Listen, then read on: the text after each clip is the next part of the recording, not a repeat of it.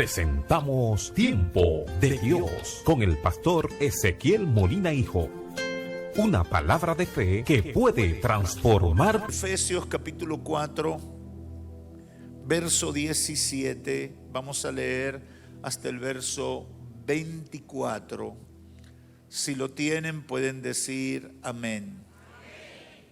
Esto pues digo y requiero en el Señor, que ya no andéis como los otros gentiles que andan en la vanidad de su mente, teniendo el entendimiento entenebrecido, ajenos de la vida de Dios por la ignorancia que en ellos hay, por la dureza de su corazón, los cuales después que perdieron toda sensibilidad, se entregaron a la lascivia para cometer con avidez toda clase de impureza. Mas vosotros no habéis aprendido así a Cristo, si en verdad le habéis oído y habéis sido por él enseñados, conforme a la verdad que está en Jesús.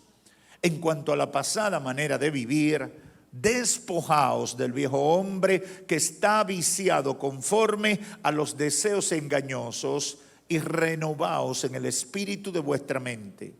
Y vestíos del nuevo hombre creado según Dios, en la justicia y santidad de la verdad.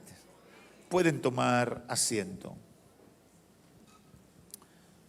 Nuestro tema, santidad integral, es lo que Dios demanda. Tercera parte. Hablar de santidad en el presente es un reto muy grande, más grande de lo que mucha gente pudiera pensar. Y esto es así por diversas razones, comenzando por la dificultad que tenemos para entender el concepto de santidad a partir del pensamiento de esta época. Tenemos un choque con las filosofías y las ideas que dominan el pensamiento de la gente hoy en día. Por eso cuando en las dos entregas anteriores hablamos de que Dios en Levítico 10 mató a los jóvenes Nadab y Abiú, hijos de Aarón, porque usaron fuego extraño. Y además hablamos de que Ananías y Zafira en Hechos capítulo 5 cayeron muertos delante del apóstol Pedro por mentirle al Espíritu Santo sobre la cantidad de una ofrenda. Eso para nosotros es difícil de procesar. ¿Y cómo va a ser que Dios haya hecho eso? ¿Cómo va a ser que Dios haya matado a una pareja que era miembro de la iglesia, que iban a la iglesia todos los domingos, porque mintieron sobre la cantidad de una ofrenda que estaban dando? Eso nosotros, aunque lo leamos en la Biblia, si lo traemos al presente, nos da trabajo entenderlo. Es más, hay cristianos que protestarían delante del Señor, llevarían su queja al buzón de quejas del cielo y le dirían: Señor, bájale algo a eso. Porque si tú sigues así, hoy en día nos quedamos con media iglesia vacía. Terminamos diciendo que aunque no lo entendiéramos, la santidad nos permite tener comunión con Dios, y que solamente se alcanza de manera integral si obedecemos los mandamientos de Dios y seguimos las instrucciones de Dios, aun cuando no lo entendamos, aun cuando no esté acorde a nuestros pensamientos. Hay requerimientos de Dios que a nosotros nos cuesta entender. Y a veces lo entendemos con las experiencias que vivimos en el discurrir del tiempo. Por tanto, nosotros tenemos que aprender primero a obedecer. Y la Biblia está llena de casos. ¿Se recuerdan a Saúl cuando decidió no borrar a Amalek? Dios le dice: borra a Amalek. Y Saúl dice: espérate, ahí hay cosa buena. Y me imagino que alguien le aconsejó y le dijo: Saúl, tú sabes que las cosas de Dios no se pueden tomar muy a pecho, vamos a buscar una manera de tomar lo mejor de todo. Y Dios se enojó con Saúl y le dio una sentencia negativa para su vida, todo porque no siguió las instrucciones. Hoy, con la ayuda del Espíritu Santo, quiero reflexionar con ustedes sobre lo que pudiéramos llamar obstáculos que tenemos para entender el concepto de santidad según Dios, sin la cual, dice Hebreos 12:14, nadie verá al Señor. ¿Usted se ha puesto a pensar en eso? Dice Hebreos 12:14, buscad la paz y la santidad, sin la cual nadie verá al Señor. Por ende, yo tengo que entender que la santidad no es opcional, sino que es un requisito para yo alcanzar la meta de ver a Dios cara a cara. Primero que todo, debemos partir de esta realidad, y es el planteamiento base de todo lo que quiero compartir. Número uno, nuestra comprensión de la santidad de Dios no debe ser determinada por nuestros conceptos, ni nuestro lenguaje o nuestra cultura. Él solo es santo en sí mismo. Toda santidad tiene origen en Dios, y es Dios quien debe determinar el contenido de las palabras que lo describen en forma única como un Dios santo. Eso es muchas cosas, pero cuando meditaba en esto, el Espíritu Santo me llevó a este pasaje bíblico con el cual comenzamos, en la carta a los Efesios, capítulo 4. En esta carta el apóstol le enfatiza a los hermanos de Éfeso la diferencia entre una vida santa y agradable a Dios frente a una vida mundana y apegada a la cultura de pecado donde ellos vivían. De eso trata el capítulo 4 y el capítulo 5 en gran medida. Y por eso en el verso 17 del capítulo 4 comienza diciendo: esto pues digo y requiero en el Señor, que ya no andéis como los otros gentiles que andan en la vanidad de su mente. La Nueva Traducción Viviente lo dice con palabras un poquito más claras y dice: con la autoridad del Señor digo lo siguiente, ya no vivan como los que no conocen a Dios, porque ellos están irremediablemente confundidos. ¿Cuál es el llamado? Tienen que cambiar el chip. Ahora que tomaron la decisión de seguir a Cristo, tienen que entender que tienen que hacer un cambio radical en su vida en cuanto a todo lo que se mueve alrededor de ustedes. Les requiero en el Señor que ya no anden como los otros gentiles. ¿Cómo anda la gente común? El verso 18 en adelante lo contesta: teniendo el entendimiento entenebrecido, ajenos de la vida de Dios por la ignorancia que en ellos hay, por la dureza de su corazón, los cuales después que perdieron toda sensibilidad, se entregaron a la lascivia para cometer toda clase de impureza con avidez. Él le está diciendo: ustedes no son ya como eran antes. Ustedes no pertenecen a la gente de antes o al estilo de vida en el que ustedes vivían antes o que domina en la cultura. Ustedes no son de eso ya. Es posible que muchos en la ciudad de Éfeso, una ciudad que en ese momento debía andar por unos 300, 400 mil habitantes, pero era una ciudad muy corrompida, moral y religiosamente. Hay ciudades que se destacan por mala, por la maldad que hay en ellos, por el tipo de negocios. Yo me recuerdo que una vez, las primeras veces que que llegué a la ciudad de Nueva York en los años 80, finales de los 80, para mí fue traumático cuando tuve que pasar por un lugar donde me dijeron, esto es una zona libre, por aquí uno no se puede detener porque en esta zona pasan y estas cosas y se ofrecen esto y estos servicios.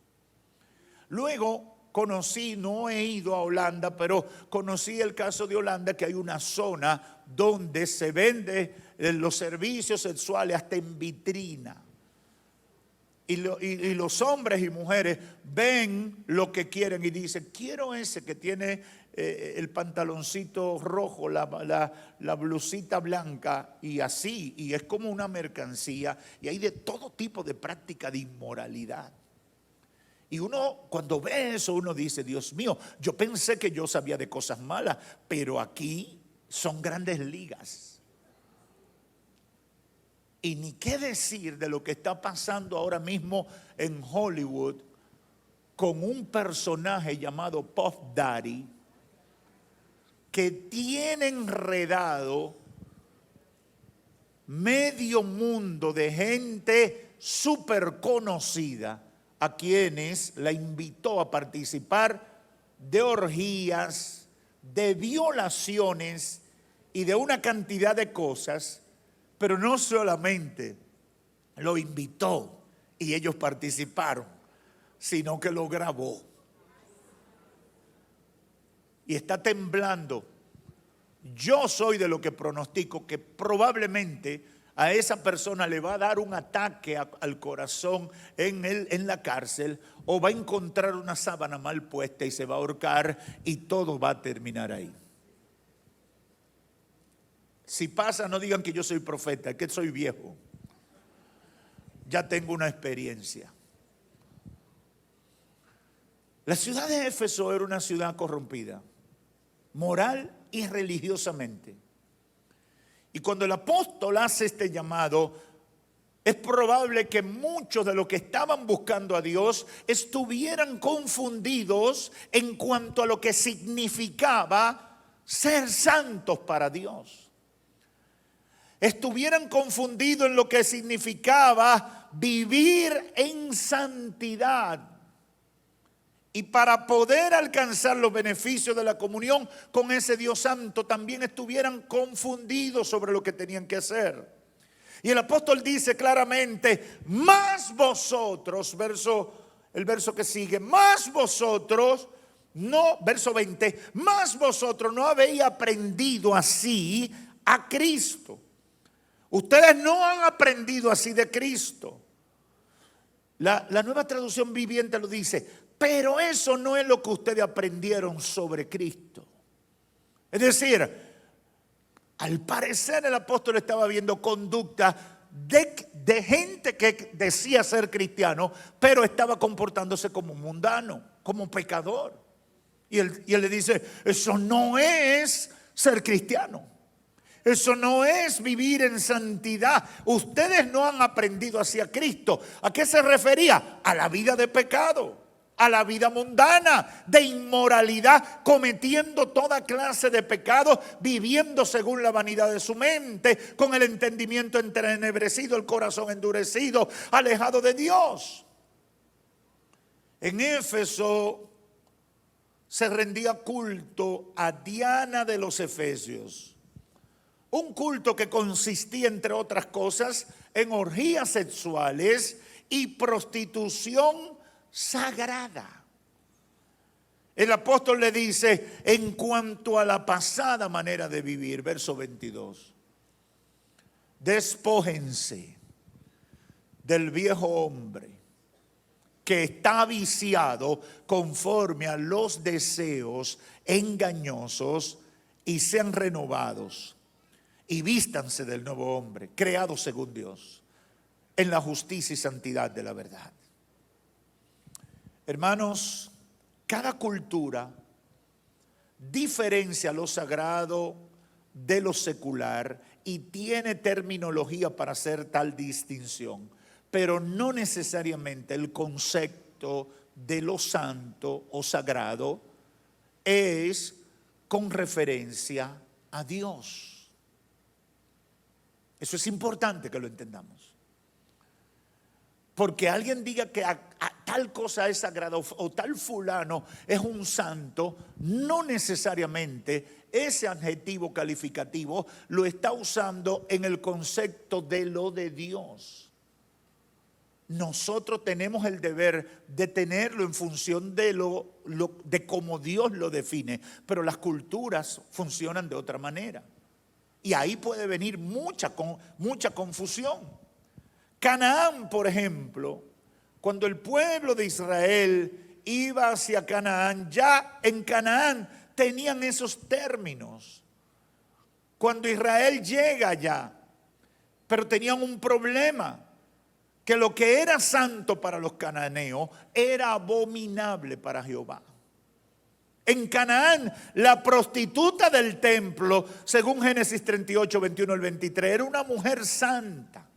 Y el sacerdote homosexual era un hombre santo en Canaán. Y esto nos ayuda a entender por qué Dios es tan drástico. Dios le dijo, cuando lleguen allá, no se me junten con esa gente.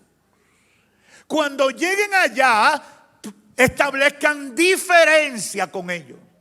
Porque el Señor sabía lo que era la escala de valores que ellos tenían. Los conceptos morales y espirituales que ellos tenían no eran lo que Él había inculcado en la mente de su pueblo. Porque estaban confundidos. Igual sucedía en Éfeso en tiempos del apóstol Pablo. El adjetivo santo, las culturas y los cambios del lenguaje pueden tenerlo contaminado con ideas que no tienen nada que ver con Dios. Sin embargo, la recomendación para nosotros es que el adjetivo santo debe necesariamente tener una relación con Dios y con los requerimientos que Dios ha establecido en su palabra, porque de lo contrario puede ser cualquier cosa. Solo Dios y lo asociado con Él es santo. Y lo demás es confusión. Solo Dios y lo que tiene que ver con Él es santo. Y lo demás puede ser confusión. Aleluya.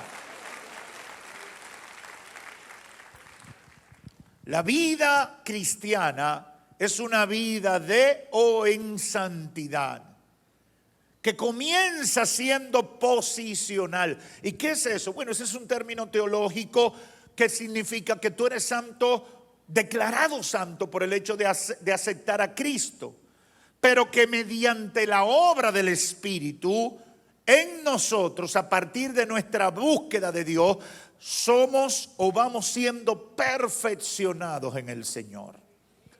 Pablo lo describe en esta instrucción a partir del verso 25 y lo señala con acciones concretas que yo creo que es el lenguaje que mejor entendemos nosotros.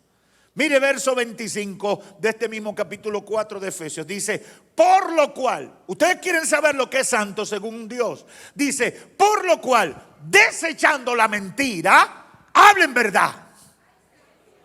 Para Dios el santo es no hablar mentira. Quizás los hermanos de Éfeso creían que había mentira piadosa, mentira verde, mentira amarilla, mentira grises, mentira blanca, y entonces podían estar confundidos. Entonces Pablo le aterriza diciéndole, hermano, desechando la mentira, hablen verdad cada uno con su prójimo, porque somos miembros los unos de los otros. Verso 26, airaos, pero no pequéis. No se ponga el sol sobre vuestro enojo, ni le den lugar al diablo. Hermano, cuando usted coja una cuerda o le moleste algo o se indigne, controle eso, hermano. Porque si eso se sale de control, usted termina mal. Nadie puede necesariamente evitar, óyeme, sobre todo los caribeños que tenemos la sangre tan caliente, no es tan fácil controlar una indignación. Yo le he testificado a ustedes que Dios ha trabajado conmigo con el tema del tránsito, ¿verdad? Yo se lo he testificado aquí. Pero déjeme decirle que Dios todavía está trabajando conmigo.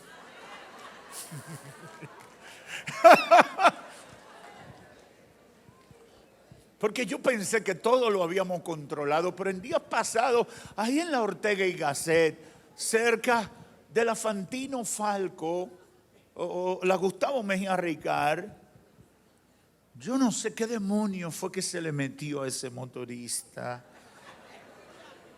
Pero él salió de la Gustavo Mejía Ricard y cogió hacia el norte en la Ortega y Gasset. Y después él parece que se le olvidó algo y se devolvió y vino de frente a lo que estábamos en la Ortega y Gasset y se metió dentro de... Yo no sé cómo yo no arranqué y lo pisé. Porque es que nunca en mi vida me imaginé que fuera capaz de hacer una maniobra como esa. Y los que viven aquí saben, y que caminan por ahí, saben bien lo que yo estoy diciendo. Nunca en mi sano juicio yo pensé que una persona fuera capaz. Yo le dije, Señor, tú estás obrando. Señor, tú estás obrando. Porque mi deseo, si el Señor no pusiera una pantallita ahí arriba, lo menos era que yo quería reprenderle el demonio pisándole el motor. Pero como Dios me ha transformado, nada más dije, Señor, tú estás obrando, tú estás obrando.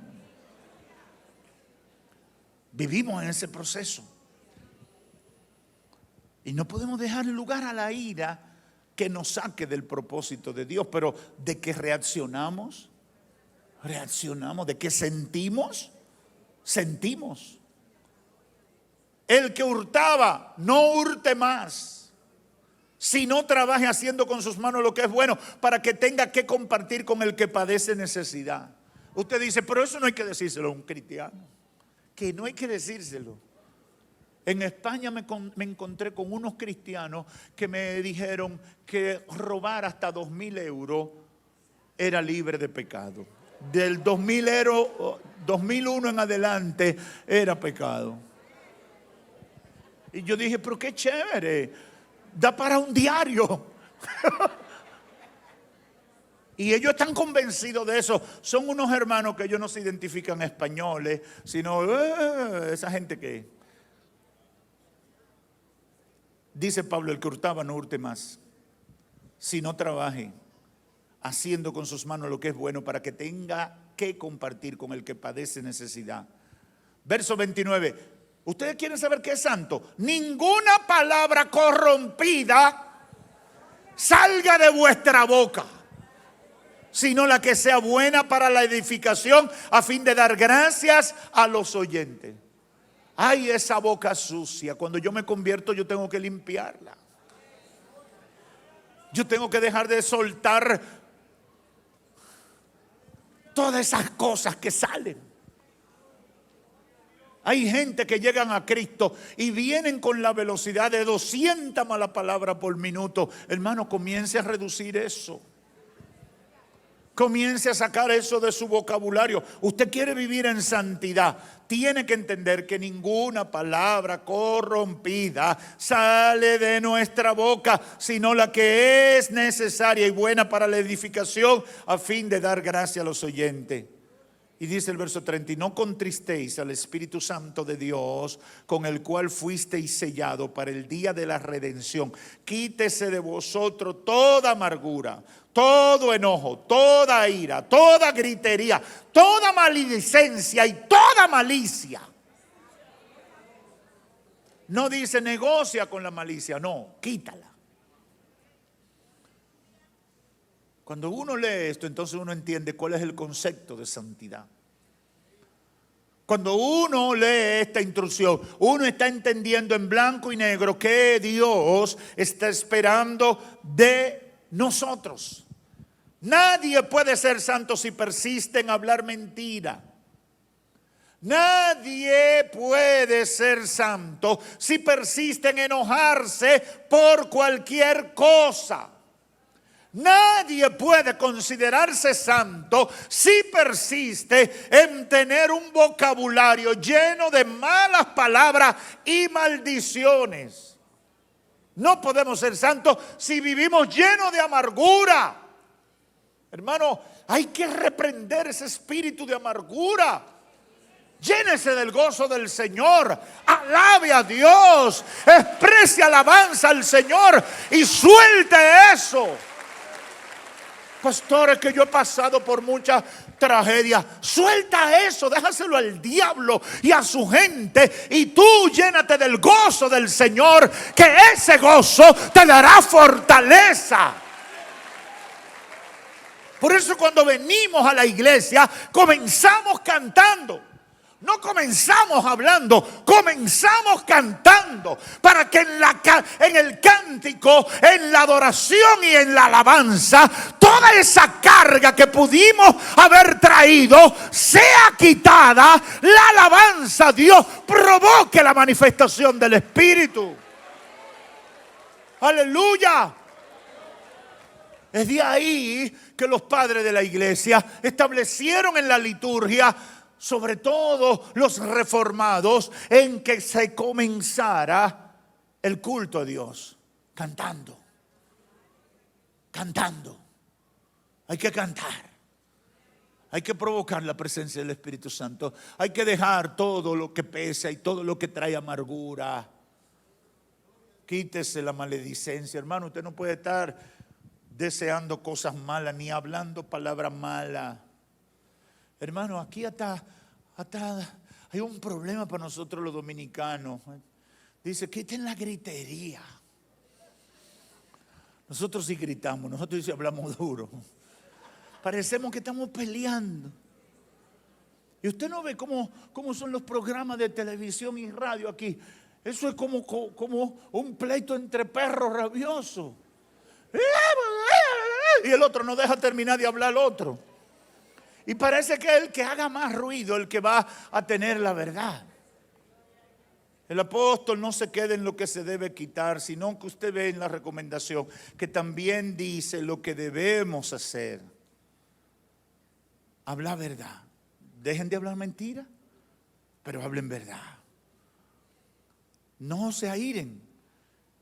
El que hurtaba, no hurte más, sino trabaje. En los versos 1 al 5 del capítulo 5 completa la idea cuando dice: sean pues imitadores de Dios como hijos amados y andad en el amor, como también Cristo nos amó y se entregó a sí mismo por nosotros, ofrenda y sacrificio a Dios en olor fragante. Y vuelve con los detalles: pero fornicación y toda inmundicia. Fornicación y toda inmundicia o avaricia, ni aun se nombre entre vosotros como conviene a santos. Yo creo que eso tiene el mismo peso que tenía para la sociedad de Éfeso en el siglo I.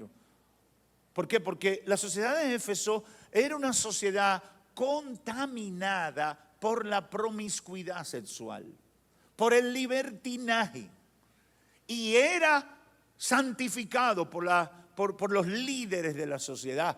Es como ahora usted encuentra gente diciendo que no es nada ser un adúltero, que eso le da sabor al matrimonio.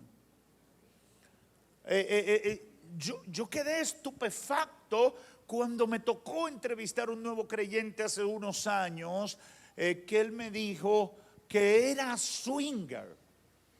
Yo sé que muchísima gente no sabe lo que es eso, pero esos son una especie de prostitutos que se dedican a ir a fiestas donde un grupo de gente los invita para que ellos estén con cualquiera ahí. Es un grupo selecto de gente, y contratan a esa gente que son, como diríamos popularmente, redondos, que entran en toda.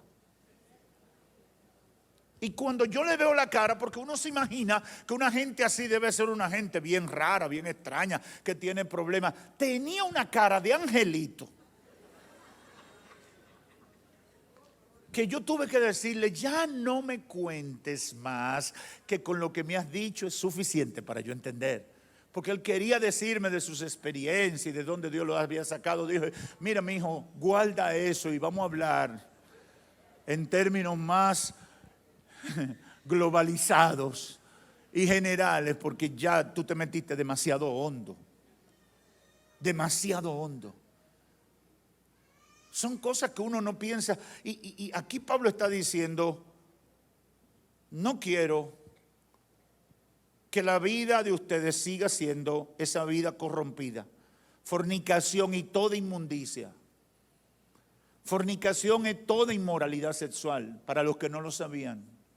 Fornicación incluye consumir pornografía, voyerismo, todas esas cosas de conductas sexuales desordenada, fuera del orden de Dios, incluye fornicación. No quiero fornicación y toda inmundicia, toda avaricia, ni aun se nombre entre ustedes como le conviene a los santos. No deben tener palabras deshonestas, ni necedades, ni trujanerías que no convienen, sino antes bien acciones de gracia. Porque sabéis esto, que ningún fornicario, o inmundo o avaro que es idólatra tiene herencia en el reino de Cristo y de Dios. La Nueva Traducción Viviente lo dice, que no haya ninguna inmoralidad sexual, impureza ni avaricia entre ustedes. Tales pecados no tienen lugar en el pueblo de Dios. Y dice el verso 4, los cuentos obscenos. Hay cristianos que le encantan los cuentos colorados. Y lo consumen y consumen programas que hablan de eso. Y ahora con esta facilidad del internet, ahora es que eso está terrible. Consumiendo y siguiendo gente perversa que lo único que hace es hablar perversidades. Dice, los cuentos obscenos, las conversaciones necias y los chistes groseros no son para ustedes. En cambio, que haya una actitud de agradecimiento a Dios, pueden estar seguros que ninguna persona inmoral, impura o avara heredará el reino de Cristo y de Dios, pues el avaro es un idólatra que adora las cosas de este mundo. Pastor, usted me está diciendo cosas muy fuertes hoy, sí, pero no estoy inventándomelo, está en la palabra de Dios. Finalmente el apóstol hace una advertencia en el capítulo 5 a partir del verso 6. Y aquí viene un punto muy importante. Dice, nadie los engañe con palabras vanas, porque por estas cosas viene la ira de Dios sobre los hijos de desobediencia. No seáis pues partícipes con ellos. Porque en otro tiempo erais tinieblas, mas ahora sois luz en el Señor. Anden como hijos de luz. Porque el fruto del Espíritu es toda bondad, justicia y verdad, comprobando lo que es agradable al Señor. Y no participen de las obras infructuosas de las tinieblas, sino más bien reprendedlas. Esta semana a mi teléfono me llegaron varios mensajes por redes sociales, por el WhatsApp, me llegaron varios mensajes de gente alborotados, hermanos, algunos muy indignados, porque un grupo de pseudo cristianos en una plaza cerca de aquí hicieron un party para Jesús. Y ahí incluyeron bebidas, ahí incluyeron todo lo que se puede hacer en una fiesta mundana, perversa, ahí se incluyó. E inclusive proyectaron gente de que profeta de Dios con apariencia de prostitutas. Y toda una barbaridad. Y tristemente hay gente que cae en eso. Y yo tengo un razonamiento muy básico en cuanto a eso. El que anda buscando eso es porque es un pecador que no se quiere arrepentir de su pecado. y quiere seguir en su vida de pecado, y como quiere seguir en su vida de pecado, quiere darle un barniz de cristianismo, de evangelio y demás. Yo conozco el promotor de ese evento, que es una persona que cayó en doctrina de error, muchas cosas, cábala judía y una cantidad de cosas, pero conozco gente que estaba en la iglesia que ha creído, aunque temporal, pero ha creído en eso. Han creído en esa gente.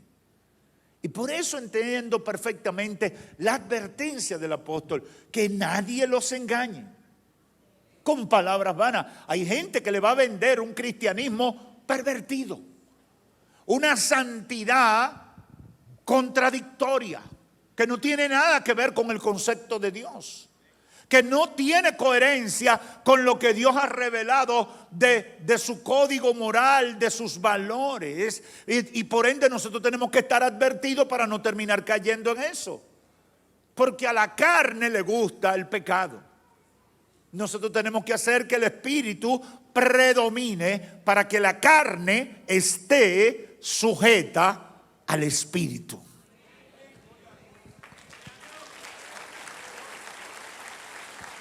Quiero concluir con lo siguiente. Siempre ha sido difícil para los seres humanos entender el concepto de la santidad conforme a la idea de Dios. Algunos han creado caricatura de santidad. Y eso obviamente confunde a mucha gente. En nuestro país tenemos una gente por internet con unos vestimentas y unos atuendos y unas cosas bien raras que se venden como gente santa. Y son, lo menos que yo puedo decir de esa gente es que son unos ignorantes que no saben de las cosas de Dios.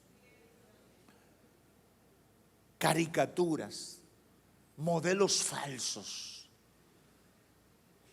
paradigmas que son contrarios a lo que Dios ha revelado del concepto de santidad. La santidad solo se puede definir en relación con Dios. No es con lo que predica o enseña la cultura, ni lo que se inventa un maestro de divinidades. La santidad, conforme a Dios, está en su revelación, que es la palabra. Y yo no puedo estar inventando más cosas de ahí, aunque tenga buenas intenciones. Yo he conocido mucha gente bien intencionada y dice, no, y ahora uno no puede. Hay un caso famoso de una hermana en Puerto Rico que se inventó que para ir a la iglesia hay que ir vestido de blanco. Y si tú no vas vestido de blanco, tú no eres santo. Es decir, que si tú no tienes ropa blanca, te vas para el infierno.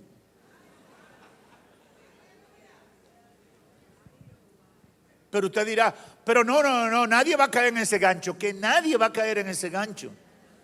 Tiene miles de seguidores eso. La santidad solo se define en relación con Dios y la revelación de sí mismo, que es su palabra. En segundo lugar, nuestras capacidades finitas o dependientes de nuestro sentido nos impiden valorar el llamado de Dios a vivir en santidad en su justa dimensión. Tenemos problemas nosotros para entender el concepto de Dios. ¿Y por qué insisto en eso? Porque no siempre vamos a entender. ¿Por qué Dios me pide que no hable mentira cuando hablar mentira me evita un divorcio? Yo pensé que iba a haber más gente que diría, amén.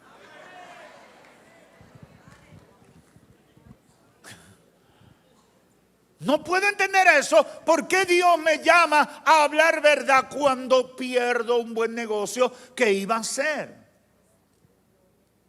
¿Cómo es eso, pastor? Explíqueme eso. Si al contrario, si yo hago ese negocio, usted sabe la ofrenda que yo voy a dar en la iglesia. Y la iglesia está necesitada. Yo hice aquí la historia del palé. A propósito del drama. Yo no la he hecho aquí.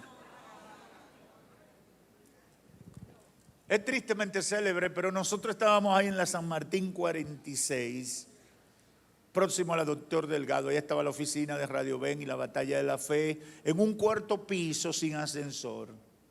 Y un sábado llega una doñita a traer una ofrenda. Yo siempre iba a colaborar, como yo tenía mi trabajo aparte, no siempre podía servir, pero yo siempre los sábados estaba ahí para colaborar. Y entonces ella llega para llevar una colaboración y toca un timbre que teníamos abajo para que alguien bajara, porque por su edad no podía subir los 4 pisos. Como yo soy el que estoy ahí, la atiendo y bajo a atenderla y le digo, dígame hermana, ¿en qué puedo servirle? Me dice, yo vine a traer estos 100 pesos de ofrenda y quiero que el Señor me bendiga.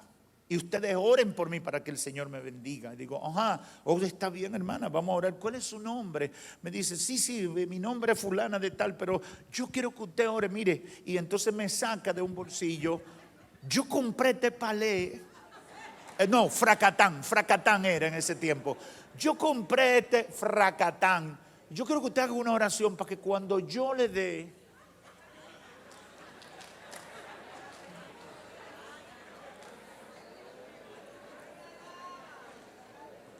la hermana quería que la oración convirtiera el fracatán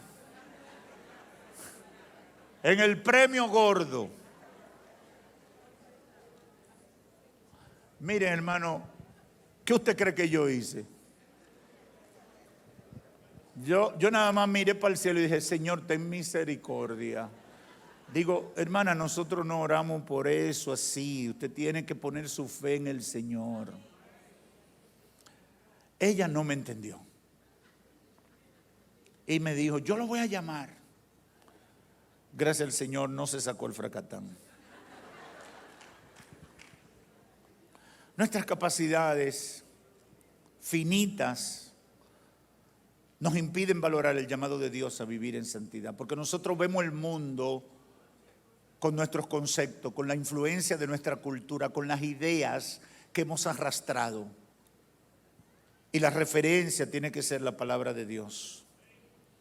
Quiero en un próximo mensaje hablar de los beneficios de vivir una santidad integral y tomar como ejemplo todas las recomendaciones de Dios en el libro de Levítico. Y yo le pongo como ejercicio, usted trate de leer Levítico y comience a analizarlo en esta perspectiva. Usted se va a dar cuenta que Dios toma muchas precauciones para modelarnos los beneficios de la santidad o de seguir sus instrucciones, aun cuando nosotros no entendamos las razones.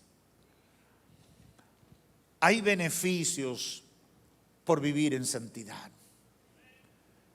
En lo espiritual hay beneficios.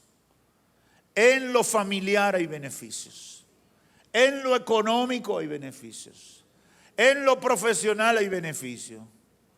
Pero quiero decirle a los amigos y a los hermanos que el mayor beneficio de vivir en santidad es que solo de esa manera podemos tener comunión con Dios, quien es santo y habita en la santidad. Y si vivimos en santidad, vamos a ver su rostro. Yo no sé si aquí hay gente que quiere ver el rostro de Dios.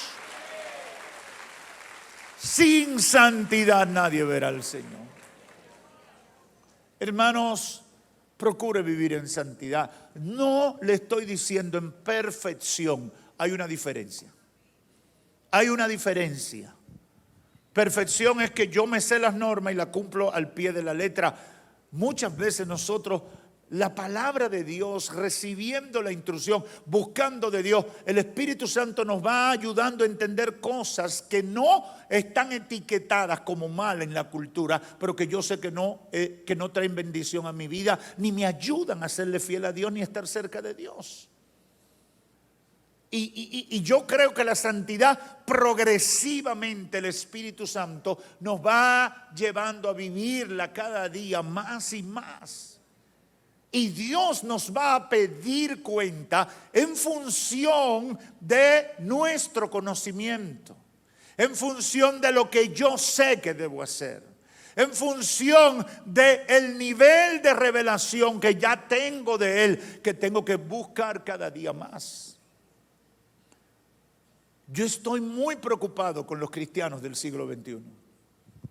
Si bien es cierto que los cristianos de la década del 60, del 70, del 80, quizás eran demasiados radicales o cerrados, pero estaban dispuestos a hacer más sacrificios por servirle al Señor. Y muchos de los que somos cristianos hoy somos sobrevivientes de iglesias ultra radicales que hasta reírse era pecado. Pero sobrevivimos porque amábamos al Señor. Y había un empeño por hacer la voluntad de Dios. Pero hay gente hoy que quiere vivir dentro de lo santo y de lo profano al mismo tiempo. Y eso no es posible. Hay gente que quiere vivir en pecado. Yo estoy sorprendido la cantidad de gente que está en fornicación y dice que es cristiano y no se molesta por lo que están viviendo.